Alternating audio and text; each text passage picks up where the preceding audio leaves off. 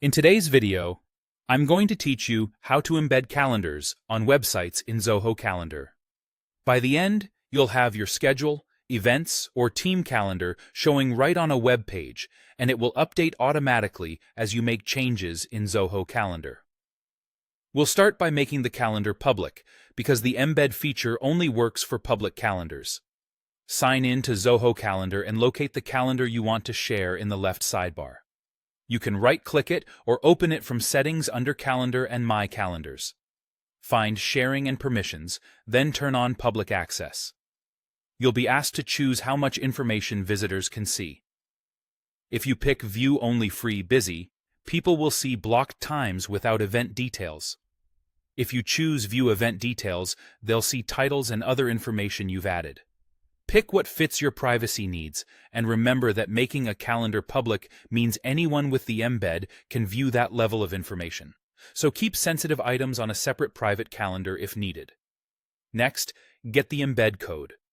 In the Calendar's Settings or Edit screen, look for the Embed Calendar section.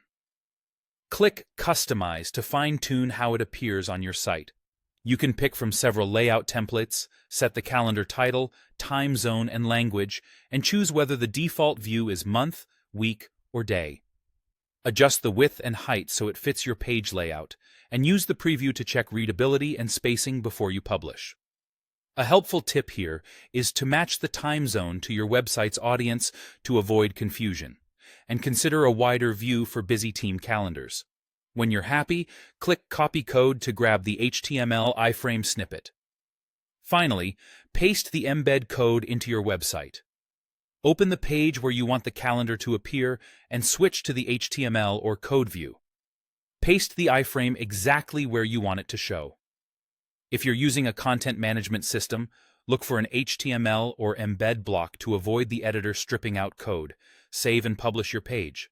On mobile, setting the width to 100% can help the calendar fit smaller screens, and increasing the height prevents unnecessary scrolling. If the calendar doesn't appear, double-check that public access is still enabled and that you copied the full code. That's it. Your calendar will now display on your site and stay in sync with Zoho Calendar. Any changes you make in Zoho will reflect on the embedded version automatically, so there's no need to update your website each time you add or edit an event.